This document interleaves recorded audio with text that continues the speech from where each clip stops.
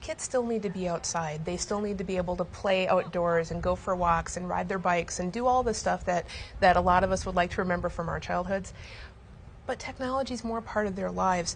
So, being able to have those creative outlets on a computer, very appropriate. If it's on your computer or on an iPad or whatever device you're using, that's okay as long as it doesn't run your life.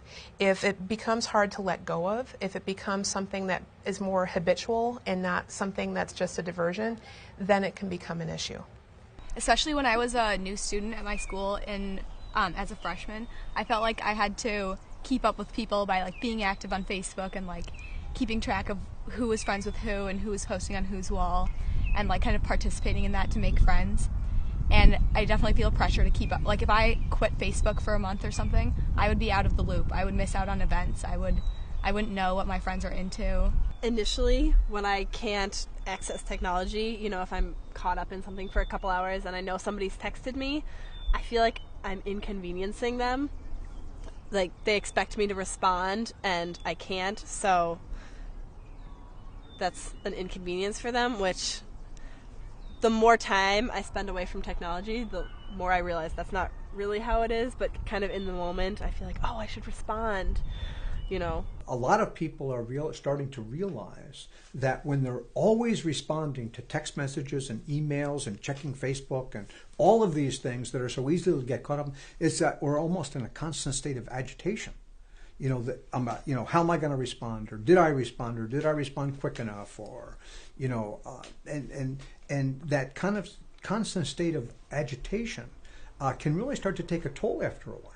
I started to do almost similar to one Sabbath day a week, but I would take one day where I would turn off my phone, and I wouldn't drive a car either, and I've stopped recently because senior year has been a little hectic for me, but and I would walk around if I was going to a friend's house. I would spend time with my parents, and I would do things the old-fashioned way.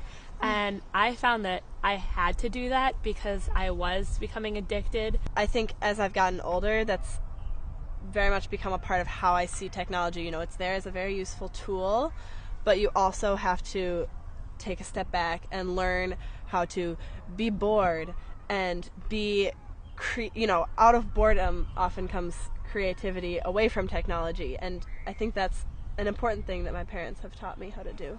The old kind of wisdom of, the idle mind is the devil's workshop. Okay? It turns out that an idle mind is not the devil's workshop. When we, in quotes, daydream, it turns out the brain doesn't go to sleep. What it does is that activity shifts to other parts of the brain. What other parts of the brain? Creativity, imagination. So we do need some downtime if we're going to unleash our creativity and imagination. I think so much of this is about really giving yourself permission also to be the courageous one, to just say, you know what, I'm done. I'm just done being up all night. I'm tired, I'm grumpy. And the cool thing about if you get one or two of you that just are courageous enough to say, you know what, I will be on Facebook. I am going to respond to your text. It might just not be immediately, and it's not going to be at night. It only takes a couple of you to start changing that norm until all of a sudden it's not the norm anymore to be always constantly connected. And that doesn't mean you lose your connections. It just means that the connections change. When I look back on my favorite memories with my friends, they never have to do with things that happen on Facebook or things that happen over Skype. They're all experiences that happened when we were together in person, and those are my favorite memories.